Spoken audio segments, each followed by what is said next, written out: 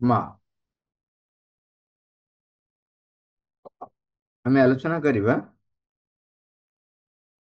ଜ୍ଞାନ 248। ପ୍ରଭୁ ଲେଖୁଛନ୍ତି, କର୍ତ୍ତବ୍ୟ ଏବଂ ନିୟମ ପୃଥିବୀର ମନୁଷ୍ୟମାନଙ୍କ ପାଖରେ ଏହି ଦୁଇଟି ଆଲୋକ ରହିଥାଏ। ମାତ୍ର ଯେଉଁ ବ୍ୟକ୍ତି ନିଜକୁ ଭଗବାନଙ୍କ ହାତରେ ସମର୍ପି ଦେଇଥାଏ, ସେ ସେହି ଦୁଇଟି ଯାକକୁ ଅତିକ୍ରମ କରି ଯାଇଥାଏ ଏବଂ ପରମେଶ୍ୱରଙ୍କର ଇଚ୍ଛାକୁ ହିଁ ତାର ସ୍ଥାନାପନ୍ନ ଭାବରେ ପ୍ରତିଷ୍ଠିତ କରି ସାରିଥାଏ। ଯଦି ଲୋକମାନେ ତୁମକୁ ଏଥିଲାଗି ଭର୍ତ୍ସନା କରିବେ, ତେବେ ହେ ଦିବ୍ୟ ନିମିତ୍ତ ତୁମେ ସେଥିପାଇଁ କୌଣସି ଚିନ୍ତା କରିବ ନାହିଁ। ଏବଂ ଯେପରି ପବନ ଏବଂ ସୂର୍ଯ୍ୟ ଆପଣାର ମାର୍ଗରେ ଅଭିବୃଦ୍ଧି ତଥା ବିଧ୍ୱଂସ ଉଭୟର ହିଁ ସାଧନ କରି ଚାଲିଛନ୍ତି, ତୁମେ ମଧ୍ୟ ସେହିପରି ନିଜର ମାର୍ଗରେ ଅଗ୍ରସର ହୋଇଯାଉଥିବେ। ଏଠି ଏଇ ଜ୍ଞାନ 248ରେ ଆମର ଯୋଉ ପୂର୍ବ କଳ୍ପିତ ଧାରଣା, ଏବଂ ଖାଲି ପୂର୍ବ କଳ୍ପିତ ବୋଲି ୟାକୁ କହିହବ ନାହିଁ, କାରଣ ସମାଜରେ ଯେତେବେଳେ ଏକ ଗୋଷ୍ଠୀବଦ୍ଧ ଜୀବନଯାପନ ଆବଶ୍ୟକ ପଡ଼ିଲା, ସେତେବେଳେ କିଛି ନିୟମର ନିହାତି ଆବଶ୍ୟକ ରହିଛି। ଯଦି ନିୟମ ରହିନାହିଁ, ତାହେଲେ ଗୋଷ୍ଠୀଗତ ଜୀବନ ସମ୍ଭବ ନୁହେଁ। କାହିଁକି ନା ଆପଣ ଦେଖିବେ, ପଶୁ ଜଗତରେ ମଧ୍ୟ ସାଧାରଣ ଭାବରେ ଗୋଟେ ଗୋଷ୍ଠୀଗତ ନିୟମ ରହିଛି। ସେମାନେ ତାହା ଯୋଉ ପ୍ରକାର ବି ହଉ, ପ୍ରକୃତି ର ଯୋଉ ପ୍ରବୃତ୍ତି ତାଙ୍କ ପାଖରେ ଦେଇଛି, ତା ଦ୍ୱାରା ସେମାନେ କୌଣସି ନା କୌଣସି ଏକ ଶୃଙ୍ଖଳାବଦ୍ଧ ନିୟମରେ ସେମାନେ ମଧ୍ୟ ପରିଚାଳିତ ହୁଅନ୍ତି। ଏମିତି ନୁହଁ ଯେ ସବୁ ଆମିଷ ବା ନିରାମିଷାଶୀ ପ୍ରାଣୀ ଅସୁରକ୍ଷିତ କେହି ନୁହନ୍ତି।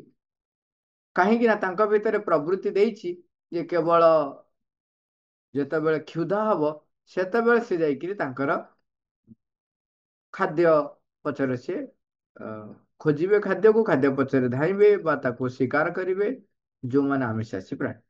ଅନ୍ୟ ସମୟରେ କିଛି ନାହିଁ। ତେଣୁ ଇଏ ହଉଛି ପ୍ରକୃତିର ନିୟମ ତାଙ୍କ ପାଇଁ। କିନ୍ତୁ ଯେତେବେଳେ ମନ ଆସିଲା, ଯେତେବେଳେ ମଣିଷ ସୃଷ୍ଟି ହେଲେ, ସେତେବେଳେ ଗୋଷ୍ଠୀଗତ ଭାବରେ ବଞ୍ଚିବା ଯେତେବେଳେ ଆରମ୍ଭ ହେଲା, ସେତେବେଳେ ଯଦି ନିୟମ ନ ରହେ, ତେବେ ପାଶବିକ ପ୍ରବୃତ୍ତି ମନ ଦ୍ୱାରା ପରିଚାଳିତ ହେଲେ ଅତି ଭୟାନକ ଅବସ୍ଥା ଆସିବ। ତେଣୁ ସେତେବେଳେ ଶୃଙ୍ଖଳା ନିୟମ ଆବଶ୍ୟକ ହେଇଛି। ଏବଂ ନିୟମ ଯେତେବେଳେ ଆବଶ୍ୟକ ହେଇଛି, ସେତେବେଳେ ପ୍ରତ୍ୟେକ ବ୍ୟକ୍ତିଙ୍କର କିଛି ନା କିଛି କର୍ତ୍ତବ୍ୟ ନିହାତି ରହିଥାଏ। ଯଦି ସେ କର୍ତ୍ତବ୍ୟ ସେ ପାଳନ ନ କରେ, ତେବେ ମଧ୍ୟ ଗୋଟେ ଅଗ୍ରଗତିଶୀଳ ସମାଜ ହେଇପାରିବ ନାହିଁ, କିମ୍ବା ଗୋଟେ ସ୍ଥାୟୀ ସମାଜଟିଏ ପ୍ରତିଷ୍ଠା ହେଇପାରିବ ନାହିଁ। କାହିଁକିନା ସମସ୍ତେ ବର୍ତ୍ତମାନ ଦେଖିବେ, ବର୍ତ୍ତମାନ ଏବେ ଦେଖୁଛନ୍ତି, ଯେତେବେଳେ ବ୍ୟକ୍ତିମାନେ କେବଳ ଅଧିକାର ସାବ୍ୟସ୍ତ କରିବେ ଏବଂ କର୍ତ୍ତବ୍ୟ ପାଳନ ନ କରିବେ, ତାହେଲେ ଅବସ୍ଥା କ'ଣ ହଉଛି? ଯୋଉ ଜାଗାରେ କେବଳ ଅଧିକାର ସାବ୍ୟସ୍ତ କରୁଛନ୍ତି, କେତେଟା ଦେଶ ଆପଣ ଯଦି ସର୍ଚ୍ଚ କରିବେ ଦେଖିବେ, ଯୋଉଠି କେବଳ କହିଲେ ଯେ ଆମର ମାଗଣା ମାଗଣା ଦରକାର ବୋଲି, ଏବଂ ସରକାର ସେଠି ନିଜର ମାନେ ସ୍ଥିତି ରଖିବା ପାଇଁ ମାଗଣା ବ୍ୟବସ୍ଥା କଲେ, ଏବଂ ତାପରେ ସେ କ'ଣ ହେଇଛି ନା, ସେ ଦେଶ ଦେବାଳିଆ ହେଇଯାଇଛି। ଦେଶ ଦେବାଳିଆ ହେଇଗଲା। ତେଣୁ କେବଳ ଅଧିକାର ସାବ୍ୟସ୍ତ କଲେ, କର୍ତ୍ତବ୍ୟ ନ କଲେ ସମାଜ ତିଷ୍ଠି ପାରେ ନାହିଁ। ଏବଂ ଏ ଦୁଇଟି ସମାଜ ଏକ ଦୃଢ ସମାଜ ତିଆରି ପାଇଁ ନିହାତି ଆବଶ୍ୟକ। କିନ୍ତୁ ଏହା ବ୍ୟତିରେକ ଯେତେବେଳେ ଯେତେବେଳେ ଜଣେ, ଭାରତ ବର୍ଷରେ ଇଏ ଗୋଟେ ମହାନ ସଭ୍ୟତା ରହିଆସିଛି, ଯେତେବେଳେ କୌଣସି ବ୍ୟକ୍ତି ବୈରାଗୀ ହେଇଯାଏ ବା ବୈରାଗ୍ୟକୁ ସ୍ୱୀକାର କରେ, ସେତେବେଳେ ସମାଜରେ ସେ ଯୋଉ ଏପରିକି କରଜ କରିଥାଏ, ସେ କରଜ ମଧ୍ୟ ତା ପାଇଁ ମାଫ ହେଇଯାଏ ଏବଂ ତାକୁ ଆଉ ସୁଝିବାକୁ ପଡେ ନାହିଁ, ତା ଘର ଲୋକଙ୍କୁ ବି ସୁଝିବାକୁ ପଡେ ନାହିଁ। ଇଏ ଭାରତ ବର୍ଷର ଏକ ମହାନତା। କାହିଁକି ନା ଯେତେବେଳେ ଜଣେ ବୈରାଗୀ ହୁଏ, ସେତେବେଳେ ସେ ସମଗ୍ର ସମାଜ ପାଇଁ, ସମଗ୍ର ମାନବ ସମାଜ ପାଇଁ, ସମଗ୍ର ଜୀବଜଗତ ପାଇଁ, ସମଗ୍ର ପୃଥିବୀ ପାଇଁ, ସେ ତାର ହିତ ସାଧନ ପାଇଁ, କାହାର? ପୃଥିବୀର, ସମାଜର ହିତ ସାଧନ ପାଇଁ ସେ କ'ଣ କରେ? କାର୍ଯ୍ୟ କରେ। ସେ ସେଥିପାଇଁ ପ୍ରାର୍ଥନା କରେ, ସେଥିପାଇଁ ପ୍ରଚେଷ୍ଟା କରେ ଏବଂ ଲୋକଙ୍କୁ କେମିତି ଲୋକଙ୍କ ଭିତରେ ଏକ ଉନ୍ନତ ସମାଜ ପ୍ରତି ଗୋଟେ ସ୍ପୃହା ରହିବ ସେଥିପାଇଁ ସିଏ ପ୍ରଚେଷ୍ଟା କରେ। ତେଣୁ ଯେହେତୁ ସିଏ ଏକ ଉର୍ଦ୍ଧ୍ୱ ପାଇଁ କାମ କରୁଛି, ସେତେବେଳେ ତା ପାଖରେ ସାମାଜିକ ନୀତି ନିୟମ ଆଉ ଲାଗୁ ହୁଏ ନାହିଁ। ଇଏ ହଉଛି ଭାରତ ବର୍ଷର ଏକ ମହାନତା। କାରଣ ସେ ଯେତେବେଳେ ଜଣେ ସାଧୁ ହେଇଯାଉଛି, ଜଣେ ବୈରାଗୀ ହେଇଯାଉଛି, ସେତେବେଳେ ତା ଭିତରେ ସ୍ୱାଭାବିକ ଭାବରେ ଗୋଟେ ବ୍ୟକ୍ତି କୈନ୍ଦ୍ରିକ ବା ଗୋଟେ ଛୋଟ ଗୋଷ୍ଠୀ କୈନ୍ଦ୍ରିକ ଭାବ ରହେ ନାହିଁ। ଯେହେତୁ ଗୋଷ୍ଠୀ କୈନ୍ଦ୍ରିକ ଭାବ ରହେ ନାହିଁ ତାର, ସିଏ ଭାବରେ ଊର୍ଦ୍ଧ୍ୱକୁ ଚାଲିଯାଏ। ଦେଖନ୍ତୁ ବର୍ତ୍ତମାନ କଣ ହଉଛି, ଗୋଟେ ବ୍ୟକ୍ତି ସିଏ କହୁଛି ମୋ ପୁଅ, ମୋ ସ୍ୱାମୀ, ମୋ ସ୍ତ୍ରୀ, ମୋ ବାପା, ମୋ ମା, ସିଏ ସେଥିରେ ଯେତେବେଳେ ରହୁଛି ସେତେବେଳେ ତା ପାଇଁ ନିୟମ ବାଧ୍ୟ ଏବଂ ନିୟମ ମଧ୍ୟ ଆବଶ୍ୟକ, ସ୍ୱାର୍ଥ କୈନ୍ଦ୍ରିକ ରହିଛି। ଯେତେବେଳେ ସିଏ ଏଇ ନିୟମରୁ ଊର୍ଦ୍ଧ୍ୱକୁ ଚାଲି ଯାଉଛି, ସେତେବେଳେ ତା ଭିତରେ ସେ ଭାବ ହିଁ ନାହିଁ ଯେ ଇଏ ହଉଛି ମୋର, ସିଏ ହଉଛି ମୋର ପର। କାହିଁକି ସେ ସମସ୍ତଙ୍କ ପାଇଁ ଚିନ୍ତା କରୁଛି। ଯେତେବେଳେ ସମସ୍ତଙ୍କ ପାଇଁ ଚିନ୍ତା କରୁଛି, ସେତେବେଳେ ସାମାଜିକ ନିୟମ ତା ପାଇଁ ଆଉ ଲାଗୁ ହୁଏ ନାହିଁ। ଇଏ ହଉଛି ଭାରତ ବର୍ଷର ମହାନତା। କାରଣ ଭାରତ ବର୍ଷ ସବୁବେଳେ ଜ୍ଞାନୀ ଏବଂ ଏକ ପ୍ରସାର ବ୍ୟାପକତାକୁ ସ୍ୱୀକାର କରିଛି, ସଂକୀର୍ଣ୍ଣତାର ଊର୍ଦ୍ଧ୍ୱରେ ସେ ରହିଛି। ତେଣୁ ଯେତେବେଳେ ଜଣେ ପରମେଶ୍ୱରଙ୍କୁ ପ୍ରାପ୍ତ କରୁଛି, ଜଣେ ଯେତେବେଳେ ଏଇ ସାଧାରଣ ବ୍ୟକ୍ତି ଚେତନାରୁ ଊର୍ଦ୍ଧ୍ୱକୁ ଉଠି ଯାଉଛି, ସେତେବେଳେ ତା ପାଇଁ ଏ ଦୁଇଟି ଯାକ ସେ ଯେହେତୁ ଅତିକ୍ରମ କରିସାରିଥାଏ, ତା ପାଇଁ ଏ ସାମାଜିକ କର୍ତ୍ତବ୍ୟ, ସାମାଜିକ ନିୟମ ଆଉ କାର୍ଯ୍ୟ କରେ ନାହିଁ। ତେଣୁ ପ୍ରଭୁ କହୁଛନ୍ତି, ଯଦି ଲୋକମାନେ, କିଛି ଲୋକ ଥିବେ ଯୋଉମାନେ ତୁମକୁ ଭର୍ତ୍ସନା କରିପାରନ୍ତି, କିନ୍ତୁ ସେତେବେଳେ କଣ କରିବେ ସେଥିପାଇଁ ଚିନ୍ତା କରିବାର ନାହିଁ। କାହିଁ ଚିନ୍ତା କରିବାର ନାହିଁ? କାହିଁ ଅବଶ୍ୟ ତା ଭିତରେ ଭାବ ହିଁ ଆସେ ନାହିଁ। କିନ୍ତୁ ଲୋକମାନେ ଭର୍ତ୍ସନା କରିବେ କାହିଁକି ନା ଲୋକମାନେ ଯିଏ ସେ ପର୍ଯ୍ୟନ୍ତ ସେ ଚେତନାରେ ପହଞ୍ଚି ନାହିଁ, ସେ ପର୍ଯ୍ୟନ୍ତ ତା ପାଇଁ ସେଟା ହଉଛି ମାନେ ମାନେ କଣ ଅପଶ୍ୟ, ମାନେ ଦେଖିପାରେ ନାହିଁ। ସିଏ ଯେହେତୁ ଦେଖିପାରେନି, ତେଣୁ ସେ ବିଷୟରେ ସେ କହିପାରେନି। ତେଣୁ ସିଏ କହେ ଘର ଛଡା ହେଇଗଲା, ଅମୁକ ହେଇଗଲା, ସମୁକ ହେଲା, ଇତ୍ୟାଦି ଇତ୍ୟାଦି କୁହନ୍ତି।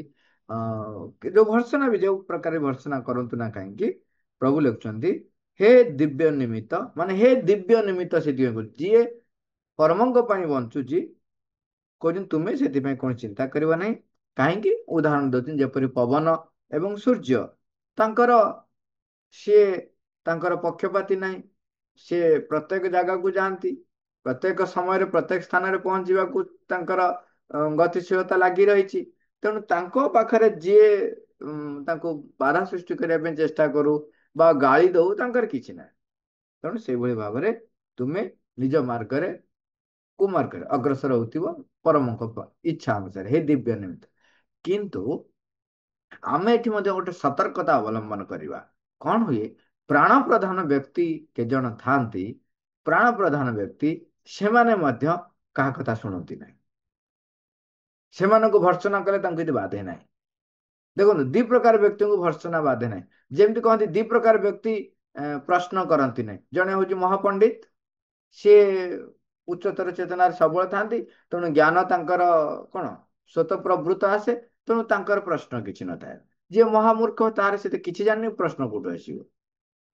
ସେଇଭଳି ଭାବରେ ଜଣେ ଯେତେବେଳେ ଉର୍ଦ୍ଧ୍ୱ ଚେତନାରେ ବସବାସ କରୁଛି, ସେତେବେଳେ ତା ପାଇଁ ସାମାଜିକ ନିୟମ ଆବଶ୍ୟକ ନାହିଁ। ତାକୁ ଅନ୍ୟ ଭର୍ତ୍ସନା ମଧ୍ୟ ପ୍ରଭାବ ପକାଏ ନାହିଁ। କିନ୍ତୁ ଯୋଉମାନେ ପ୍ରାଣ ପ୍ରଧାନ ବ୍ୟକ୍ତି, ପ୍ରାଣର ବଶୀଭୂତ ହେଇଥାନ୍ତି, ସେମାନେ ତାଙ୍କର କ୍ଷମତା ପାଇଁ, ତାଙ୍କର ଯୋଉ ଲାଳସା ରହିଛି, ସେ ଲାଳସାକୁ ଚରିତାର୍ଥ କରିବା ପାଇଁ ଆପଣ ତାଙ୍କୁ ଯେତେ ଭର୍ତ୍ସନା କରନ୍ତୁ, ତାଙ୍କୁ କିଛି ବାଧେ ନାହିଁ। ସିଏ କାହିଁକି ବାଧେ ନାହିଁ? ନା ସେ ପିଠି ହେଇଯାଏ, ଯୋଉ କହନ୍ତି କହନ୍ତି ନା ପିଠିଆ ହେଇଯାଇନଥାନ୍ତି, ସେ ତାକୁ କଣ କରନ୍ତି, ଆଡା ଆଖିରେ କରିଦିଅନ୍ତି। ଏମିତି ଯେମିତି କହନ୍ତି, ଯୋଉମାନେ ସବୁ ପିଠିଆ, ସେମାନଙ୍କୁ ଆପଣ ଯେତେ ବାଡାନ୍ତୁ କିଛି ଫରକ ପଡେନି। ଯୋଉମାନେ କହନ୍ତି ବଲ ବଲ ବେହିଆ, ତାଙ୍କୁ ଆପଣ ଯାହା କୁହନ୍ତୁ ତାଙ୍କୁ କିଛି ଫରକ ପଡେନି। ତେଣୁ ସେଇଭଳିଆ ଯୋଉମାନେ ପ୍ରାଣ ପ୍ରଧାନ ବ୍ୟକ୍ତି, ସେମାନେ ମଧ୍ୟ ଅନ୍ୟ କାହାର ଭର୍ତ୍ସନାକୁ ଗ୍ରହଣ କରନ୍ତି ନାହିଁ। କିନ୍ତୁ ତାଙ୍କୁ ଠିକ ଲାଗେ ଯେ ସେ ଜାଣିଛନ୍ତି ସେ ମତେ ଭର୍ତ୍ସନା କରୁଛି, କିନ୍ତୁ ତାଙ୍କ ସ୍ୱାର୍ଥ ପାଇଁ ସେ ତାକୁ ବ୍ୟବହାର କରିବେ। ତେଣୁ ସେଥିପ୍ରତି ଆମେ ସଚେତନ ରହିବା। ଆମେ କେବଳ ପରମଙ୍କ ପାଇଁ ଆମର ଜୀବନ ଯାପନ କରିବା ଏବଂ ସେଥିପାଇଁ ଆମର ଚିନ୍ତା, ଆମର କାର୍ଯ୍ୟ ସେଇ ନିମନ୍ତେ ହିଁ, ଦିବ୍ୟ ନିମିତ୍ତ ହିଁ ହୋଇ ଉଠିବା ଉଚିତ। ଜ୍ଞାନ 249। ପ୍ରଭୁ କହୁଛନ୍ତି ଏଠି ଦେଖନ୍ତୁ ଆମେ ଯୋଉ ଆଲୋଚନା କଲେ ତାର ପରବର୍ତ୍ତୀ ଆ, ଗୁଡାକ ବି ସ୍ପଷ୍ଟ କରୁଛନ୍ତି ପ୍ରଭୁ କହୁଛନ୍ତି ଲୋକମାନଙ୍କର ପ୍ରଶଂସା ଗୁଡାକୁ ଠୁଳ କରିବା ନିମନ୍ତେ ନୁହେଁ ଯେ ଏଇଥିପାଇଁ ନୁହେଁ ଯେ ଲୋକମାନେ ମତେ ପ୍ରଶଂସା କରିବେ ମାତ୍ର ନିର୍ଭୟ ହୋଇ ପରମେଶ୍ୱରଙ୍କର ଆଦେଶ ପାଳନ କରିବାକୁ ହିଁ ସିଏ ତୁମକୁ ତାଙ୍କର ନିଜର ବୋଲି ସ୍ୱୀକାର କରିନେଇଛନ୍ତି। ତେଣୁ ଏ ଧାରଣା ବି ରଖ ନାହିଁ ଯେ ପ୍ରଭୁଙ୍କର ତମେ ହେଇଯାଇଛ ଏଇଥିପାଇଁ ନୁହେଁ ଯେ ତୁମେ ଲୋକ ତମକୁ ଭଲ କହିବେ ବୋଲି। ନିର୍ଭୟ ହୋଇ ପରମେଶ୍ୱରଙ୍କ ଆଦେଶ ପାଳନ କରିବାକୁ ହିଁ ସିଏ ତୁମକୁ ତାଙ୍କର ନିଜର ବୋଲି ସ୍ୱୀକାର କରିନେଇଛନ୍ତି। ବେଳେ ବେଳେ ପ୍ରଶ୍ନ ଆସେ ଯେ ଭଗବାନ ଥରେ ଯେତେବେଳେ ମତେ ସ୍ୱୀକାର କରିନେଲେ ସେତେବେଳେ କଣ ମୋର କିଛି ନିଜସ୍ୱ ଥାଏ କି ଯଦ୍ୱାରା ଏଇ ମାନେ ପରିସ୍ଥିତି ଉପୁଜିବ ଯୋଉଠି କି ମୋ ଭିତରେ ଭାବ ଆସିବ ଯେ ମୁଁ ପ୍ରଶଂସା କରିବା ପାଇଁ। ହଁ, ହୁଏ, ଆସେ। କାହିଁକିନା ଯେ ପର୍ଯ୍ୟନ୍ତ ପୂର୍ଣ୍ଣ ରୂପାନ୍ତର ନ ହେଇଛି ସେ ପର୍ଯ୍ୟନ୍ତ ଆମ ଅବଚେତନାର ପରିବର୍ତ୍ତନ ହେଇନଥିବ। ଅବଚେତନା ଯେ ପର୍ଯ୍ୟନ୍ତ ରୂପାନ୍ତରିତ ହେଇନାହିଁ ସେତେବେଳେ କୌଣସି ନା କୌଣସି ମୁହୂର୍ତ୍ତରେ ପୁଣି ଅବଚେତନାରୁ ଉଠିକି ଆସିବ ଏବଂ ସେ ପୁଣି ତାର ଏଇ ସବୁ କାର୍ଯ୍ୟ ଗୁଡିକ ସେ କରିବ। ଆପଣ ଦେଖିବେ ସମଗ୍ର ଯୁଦ୍ଧରେ ମହାଭାରତ ଯୁଦ୍ଧରେ ଅର୍ଜୁନଙ୍କୁ ଶ୍ରୀକୃଷ୍ଣ ତାଙ୍କର ବିଶ୍ୱ ରୂପ ଦେଖେଇଲେ ଏବଂ ଅର୍ଜୁନ ତାଙ୍କ ଦ୍ୱାରା ପରିଚାଳିତ ହେଇ କାର୍ଯ୍ୟ କରୁଥିଲେ। ତଥାପି ମଧ୍ୟ ଅନେକ ସମୟରେ ତାଙ୍କର ନିଜସ୍ୱ ଅହଙ୍କାର ଏବଂ ନିଜସ୍ୱ ଗାରିମା ବଳ ଏସବୁ ଦେଖେଇ ହଉଛି ମଧ୍ୟ ତାଙ୍କ ଭିତରେ ଆସିଛି। ତେଣୁ ସେତେବେଳେ ସଚେତନ ହବାକୁ ପଡିବ ଯେ ମୁଁ ଲୋକେ ମତେ ଭଲ କହିବେ ବା ମନ୍ଦ କହିବେ। ଗୋଟେ ଘଟଣା ଘଟିଛି, ସେ ଘଟଣାଟି ପର ପରିଣାମ ଯାହା ହଉ ଜଣେ ବ୍ରାହ୍ମଣ ଆସି ଅଭିଯୋଗ କରିଛି। ସେତେବେଳକୁ ଅଲରେଡି ଯୁଧିଷ୍ଠିର ରାଜା ହେଇସାରିଛନ୍ତି। ଅଭିଯୋଗ କରୁଛି ଯେ ଆପଣ ମହାରାଜ ଆପଣଙ୍କ ରାଜତ୍ୱରେ ତେଣୁ କିଛି ଅପରାଧ କରୁଛନ୍ତି ରାଜା, ତେଣୁ ରାଜାଙ୍କ ଯେହେତୁ ଅପରାଧ କରିଛନ୍ତି ତେଣୁ ମୋ ଘରେ ଅଘଟଣ ଘଟୁଛି। ଦେଖନ୍ତୁ କେତେ ଉନ୍ନତତର ଚିନ୍ତାଧାରାରେ ଏବଂ ସେମାନେ ବସବାସ କରୁଥିଲେ। କାହିଁକିନା ସ୍ୱାଭାବିକ ଭାବରେ ଘରେ ମୁରବୀ ଆପଣ ଦେଖନ୍ତୁ ଯଦି ସେ ଘରେ କଳହ ରହୁଛି ତାହେଲେ ମୁରବୀର ହିଁ ଦାୟୀ ସେଥିପାଇଁ। କୋଉଥିପାଇଁ ଦାୟୀ? ମୁରବୀର ଭିତରେ ଅନ୍ତର ପରିବର୍ତ୍ତନ ହେଇନାହିଁ, କଳହଟି ମୁରବୀର ଭିତରେ ରହିଛି, ତେଣୁ ପରିବାର ଭିତରେ କଳହ ରହିଛି। ଅନୁଷ୍ଠାନ ଭିତରେ ଯିଏ ମୁରବୀ ରହିଛି ତା ଭିତରର ଯେ ପର୍ଯ୍ୟନ୍ତ ଶୁଦ୍ଧ ହେଇନାହିଁ ସେ ପର୍ଯ୍ୟନ୍ତ ସେ ଅନୁଷ୍ଠାନରେ ସେଇଭଳି ଅଶୁଦ୍ଧତା ରହିଥିବ ଏବଂ ଗଣ୍ଡଗୋଳ ରହିଥିବ। ତେଣୁ ସେଠି ସେ କହୁଛନ୍ତି ଯୁଧିଷ୍ଠିରଙ୍କୁ କହୁଛନ୍ତି ଯେ ଆପଣ କିଛି ଅପରାଧ କରିଛନ୍ତି ତା ଫଳରେ ମୋ ଘରେ ଅଘଟଣ ଘଟୁଛି। କଣ ଅଘଟଣ ହଉଛି ନା ତାର ପିଲା ଜନ୍ମ ହଉ ହଉ କୁଆଡେ ଗାୟବ ହେଇଯାଉଛନ୍ତି, କୁଆଡେ ଗାୟବ ହେଇଯାଉଛନ୍ତି। ସେଇଠୁ ଅର୍ଜୁନ ମହାବୀର ଧନୁର୍ଧର ନା, ସେ ସମୟରେ ସାଙ୍ଗେ ସାଙ୍ଗେ କଣ ହେଲା ଭାଇଙ୍କୁ ଏମିତି କଥା କହିବ, ତେବେ ମୁଁ ରକ୍ଷା ଦେବି, ଦେଖିବା କିଏ ତମର ଗାୟବ କରୁଛି। ନାଇଁ ଆଜ୍ଞା ଆପଣ ପାରିବେ ନା। କଣ ହଉଛି ନା ପିଲା ଜନ୍ମ ହେଲା କୁଆଁ କୁଆଁ ହେଲା ସମସ୍ତେ ଦେଖୁଛନ୍ତି, ତାପରେ ହଠାତ୍ ଛୁଆ ପୁରା ସେଉଠୁ କୁଆଡେ ଉଭା ନେଇଯାଉଛି ଏବଂ ତାପରେ ପରେ ଥରେ କଣ ହେଲା ପୁରା ଛାତ କଣା ହେଇଗଲା, ସେ କୁଆଡେ ଉପରୁ ଉଠି ପଳେଇଲା। ମାନେ ଏମିତି ଅଘଟଣ ଘଟୁଛି ତେଣୁ ସେ ସିଧାସଳଖ ରାଜାଙ୍କୁ ଦୋଷ ଦଉଛି। ସେଠୁ ଅର୍ଜୁନ ବୀର ସାଙ୍ଗେ ସାଙ୍ଗେ ପ୍ରତିଜ୍ଞା କରିଦେଲେ ଆଉ ହଁ ଯାଇକି ପହଞ୍ଚିଗଲେ। ଯାଇକି ପହଞ୍ଚି କଣ କଲେ ତାଙ୍କର ମନଭେଦୀ ତୀର ମାରି କଣ କଲେ ତା ଘରଟାକୁ ପୁରା ଚାରିପଟୁ କିଳିଦେଲେ। ତାମାନେ କୌଣସି ଗନ୍ଧର୍ବ କିନ୍ନର ରାକ୍ଷସ ପିଶାଚ କେହି ବି ତା ଭିତରେ ପ୍ରବେଶ କରିପାରିବେନି, ଦେବତା ମାନେ ବି ପ୍ରବେଶ କରିପାରିବେନି। ପୁରା କିଳିଦେଲେ ଘରଟାକୁ। ପିଲା ଜନ୍ମ ହେଲା, ସମସ୍ତେ ଶୁଣିଲେ ପିଲା ଜନ୍ମ ହେଲା କୁଆଁ କୁଆଁ ହେଲା, ଆସି ଯିଏ ଧାଇ ଥିଲେ ସେ ଖବର ଦେଲେ। ବାସ୍ ଏତିକି ଖବର ସରିଛି। ଅର୍ଜୁନ ବି ଦେଖିଲେ ପିଲାଟିକୁ ବି ଦେଖିଲେ, ହଠାତ୍ ସେ ପିଲା ଶୂନ୍ୟକୁ ଉଡି ପଳେଇଲା। ଇରେ ମନ ଭେଦି ତୀର ଆଉ କାମ କଲାନି। ଏଠି ଯୋଉ ଅର୍ଜୁନ ଯୋଉ ବୀର ଦର୍ପରେ କରିଦେଇଥିଲେ ପୁଣି ଯାଇକି ପହଞ୍ଚିଲେ କୋଉଠି, କିନ୍ତୁ ସେଠି ସେ ଯୋଉ ବୀର ଦର୍ପରେ ଯୋଉ କଥାଟି କହିଲେ କାହିଁ କହିଲେ, ଏଇଟା ଗୋଟେ ଥାଏ କଣ ହେଲା ମୋ ଭାଇଙ୍କୁ କହିଦେଲ। ଏମିତି ଆମେ ରାଜତ୍ୱରେ ଆମର ତ୍ରୁଟି ରହିଛି, ତେଣୁ ଏଇଠି ଆସିଗଲା ନିଜସ୍ୱ। ଲୋକ ଆମକୁ ଭଲ କୁହନ୍ତୁ, ଆମେ କେମିତି ଖରାପ ହେଇପାରିବୁ, ଆମେ କେମିତି ଖରାପ ହେଇପାରିବୁ। ତାପରେ ସେଠୁ ପୁଣି ଆଉ କଣ ଡାକିଲେ କୃଷ୍ଣଙ୍କୁ, କହିଲେ ସଖା ରକ୍ଷା କର, ଘଟଣା ଏଇଆ ହେଇଛି। ସେଠୁ କୃଷ୍ଣ ଆସି ପହଞ୍ଚିଲେ, ତାପରେ ଦି ଜଣ ଯାକ ଗଲେ, କୁଆଡେ ପିଲା ଗାୟବ ହେଇଯାଉଛି। କୃଷ୍ଣ ସାଙ୍ଗେ ସାଙ୍ଗେ ଜାଣିଗଲେ କଣ ଘଟଣା ଘଟିଛି।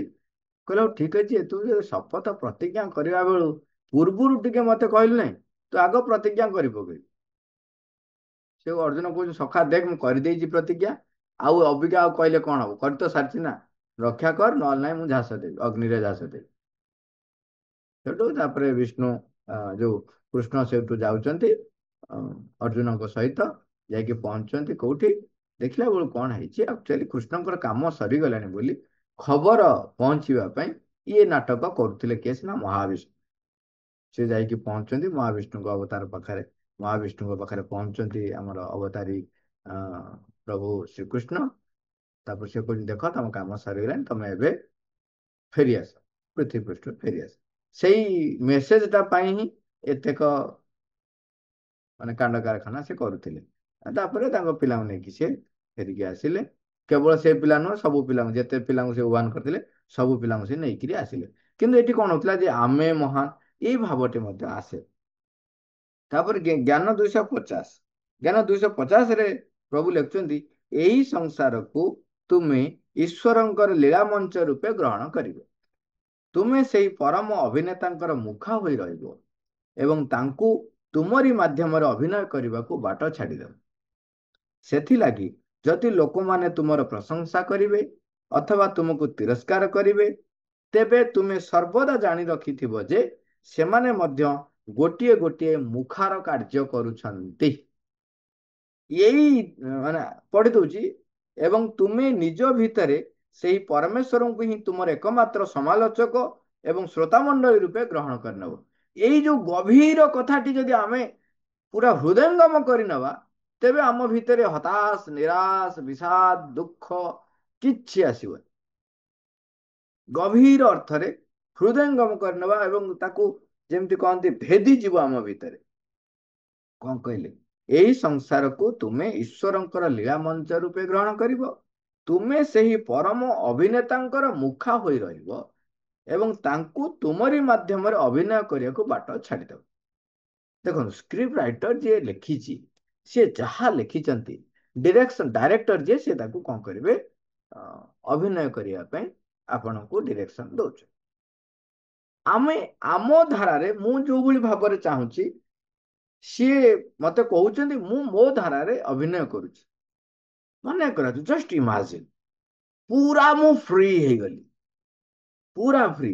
ଏବଂ ବେଳେ ବେଳେ ସେମିତିଆ କଳାକାରକୁ ଆମେ ଦେଖିଛୁ, ସେଠି ଡାଇରେକ୍ଟର ଯାହା ଡିରେକ୍ସନ ଦଉଛନ୍ତି, ସିଏ ଯେମିତି ତାଙ୍କର ଭାବଭଙ୍ଗୀ ହଉଛି, ପୁରା ଏକ୍ଜାକ୍ଟଲି ସେମ୍ ଟୁ ସେମ୍ ଆ ଭିତର ଦେଇ ପରିପ୍ରକାଶ ହଉଛି।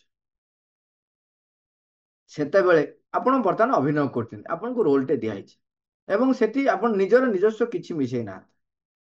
ସେତେବେଳେ ଯାହା ବି ଆପଣଙ୍କୁ ହବ, ପ୍ରଶଂସା ହଉ, ନିନ୍ଦା ହଉ, ସବୁ କାହାର? ଡାଇରେକ୍ଟର। ଡାଇରେକ୍ଟର ଯାହା କହିଥିଲା ଆପଣ ସେମିତି କରୁଛନ୍ତି। ଏବଂ ସେଠି ଗୋଟେ ଘଟଣା ଏମିତି ଥରେ ଯାତ୍ରାରେ ବି ହେଇଥିଲା। ଭିଲିଆନ ରୋଲ ଯିଏ କରିଥିଲେ, ମାନେ ଏମିତି ଲୋକମାନେ, ମାନେ ସେ ତାପରେ ରାଗିଗଲେ ଯେ ଚପଲ ଫପଲ ସବୁ ମାନେ ଫୋପାଡ଼ିଲେ। ମାନେ ତାଙ୍କୁ ଲାଗିଲା ଯେମିତି ସତ, ତମେ ଚିନ୍ତା କରନ୍ତୁ, ଯାତ୍ରାରେ ସେ ଯୋଉ ରୋଲ ମାନେ ଭିଲିଆନ ରୋଲ କରିଛନ୍ତି, ସେ ଏତେ ମାନେ ରୋଲ ଟାକୁ ଏତେ ଲିଭେଇଲେ ଯେ ଲୋକ ତିରସ୍କାର କରିକିରି ଜୋତା ଚପଲ ସବୁ ଫୋପାଡ଼ିଲେ। ଏବଂ ସେ ଯେତେବେଳେ ମଞ୍ଚ ଅନ୍ଧାର ହେଲା, ସେ ସବୁ ଜୋତା ଚପଲ ସେ ଗୋଟେଇକି ନେଇକି ପଳେଇଲେ। ତାପରେ ତାକୁ ହାର କରି ବାନ୍ଧିକିରି ବେକରେ ପକେଇକି ଆସିଲେ, କହିଲେ ଏଇଟା ହଉଛି ମୋର ପୁରସ୍କାର।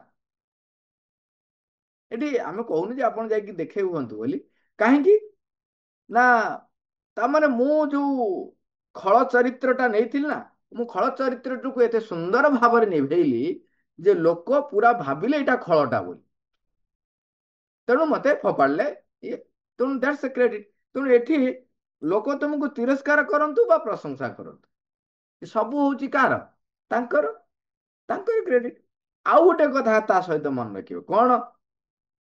ମୁଁ ଏଇ ଯୋଉ ବ୍ୟକ୍ତି ବୋଲି ମୁଁ ବୋଲି କହୁଛି, ଇଏ ଯେତେବେଳେ ନିଜକୁ ପୁରା ଓପନ କରିଦେବ ଏବଂ ତା ଭିତରେ ଦେଇକି ପରମ ଭଗବାନ ନିଜେ କାମ କରିବେ, ତେଣୁ ମୁଁ କେବଳ ମୁଖା। ମତେ ଯିଏ ପୁରସ୍କାର ପ୍ରଶଂସା ଦଉଛି, ଯିଏ ପୁରସ୍କାର ଦଉଛି, ଯିଏ ତିରସ୍କାର କରୁଛି, ଯିଏ ଜୋତା ଚପଲ ଦଉଛି, ସିଏ ବି ତା ଭିତରେ ଭଗବାନ ଅଛନ୍ତି। ତେଣୁ ସିଏ ବି କଣ, ସିଏ ଭଗବାନଙ୍କର ଆଉ ଗୋଟେ ମୁଖା।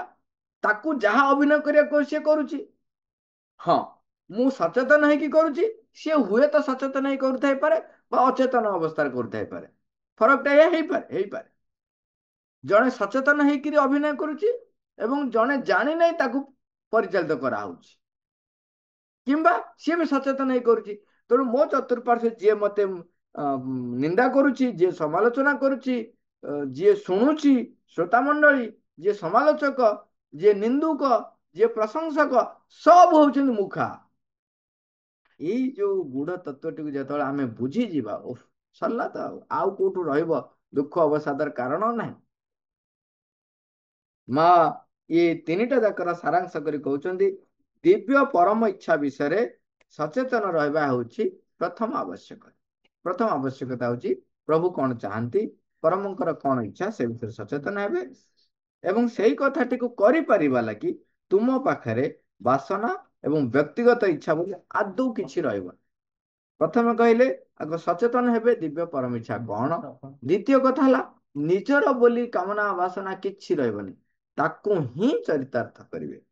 ଏହି ଲକ୍ଷ୍ୟଟିକୁ ଉପଲବ୍ଧି କରିବାର ସର୍ବୋତ୍ତମ ବାଟ ହେଉଛି ଯେ ତୁମେ ଆପଣାର ସମୁଦାୟ ଅଭିପ୍ସାକୁ ସେହି ଦିବ୍ୟ ପରମ ପରିପୂର୍ଣ୍ଣତା ଲାଗି ଉଦ୍ଦିଷ୍ଟ କରି ରଖିବ, ଅକୁଣ୍ଠିତ ଭାବରେ ନିଜକୁ ତାହାରି ପାଖରେ ସମର୍ପିତ କରିଦେବ ଏବଂ ଯାବତୀୟ ପରିତର୍ପଣ ଲାଗି କେବଳ ତାଙ୍କରି ଉପରେ ଆସ୍ଥା ରଖିଥିବ। ଆଉ ସବୁ କିଛି ତୁମକୁ ତାହାର ପରିଣାମ ସ୍ୱରୂପ ଅବଶ୍ୟ ପ୍ରାପ୍ତ ହେବ। ଇଏ ହଉଛି ଗଭୀର, ଗଭୀର, ବହୁତ ଗଭୀର କଥା। ଛୋଟିଆ କଥା କିନ୍ତୁ ବହୁତ ଗଭୀର କଥା। ମନେ ରଖିବା, ସଚେତନ ହବା। ମା ମା, thank you all, Aravar.